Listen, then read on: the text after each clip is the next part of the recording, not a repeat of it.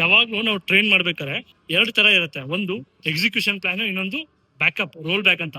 ಅಂದ್ರೆ ಈಗ ನೀವೇನೋ ಎಕ್ಸಿಕ್ಯೂಷನ್ ಮಾಡ್ಬೇಕು ಅಂತ ಮಾಡಿರ್ತೀರಾ, ಯಾವ್ದೋ ಒಂದಿಷ್ಟು ವರ್ಕೌಟ್ಸ್ ಅಥವಾ ಏನೋ ಒಂದಿಷ್ಟು ಲಿಫ್ಟ್ಸ್, ಅದು ಅದ್ರ ಪ್ರಕಾರ ಹೋಗ್ತಿರಲ್ಲ. ಹಂಗಂತ ಸುಮ್ನೆ ಮ್ಯಾಡ್ ಫೆಲೋ ತರ ಪುಷ್ ಮಾಡಕ್ ಹೋಗ್ಬಾರ್ದು. ಹಂಗಂತ ಸುಮ್ನೆ ಇಂಜುರೀಸ್ ಆಯ್ತು ಅಂದ್ರೆ ವೆರಿ ಸ್ಯಾಡ್ ಮೂಮೆಂಟ್ ಅದು. ಆಯ್ತಾ, ಯಾವ್ದೇ ಕೆಲಸ ಆಗ್ಲಿ ಎರಡು ಪ್ಲಾನ್ ಇದ್ದೇ ಇರುತ್ತೆ. ಒಂದು ಪ್ಲಸ್ ಅಂದ್ರೆ ಎಲ್ಲ ಸರಿ ಆದ್ರೆ ಏನು ಅಂತ, ಇನ್ನೊಂದು ಮೈನಸ್. ಸರಿಯಾಗಿಲ್ಲ ಅಂದ್ರೆ ಅಟ್ಲೀಸ್ಟ್ ರೋಲ್ ಬ್ಯಾಕ್. ಈಗ ನಾವು ಏನೋ ಕಂಪ್ನಿಯಲ್ಲಿ ಕೆಲಸ ಮಾಡ್ತಾ ಇರ್ತೀವಿ ಅನ್ಕೊಳ್ಳಿ, ಸೊ ಏನೋ ಕೋಡ್ ಫಿಕ್ಸ್ ಮಾಡ್ತಾ ಇರ್ತೀವಿ. ಕೋಡ್ ಫಿಕ್ಸ್ ಆದ್ರೆ ಫೈನ್, ಹೊಸದೇನೋ ಸಕ್ಸಸ್ಫುಲ್ ಆಗುತ್ತೆ.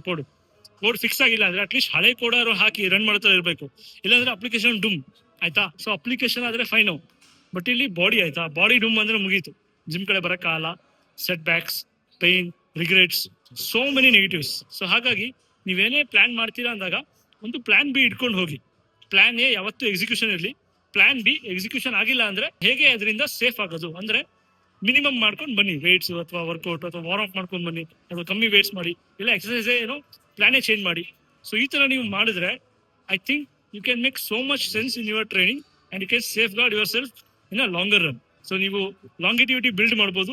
At the same time you can be a good lifter with lot of wisdom.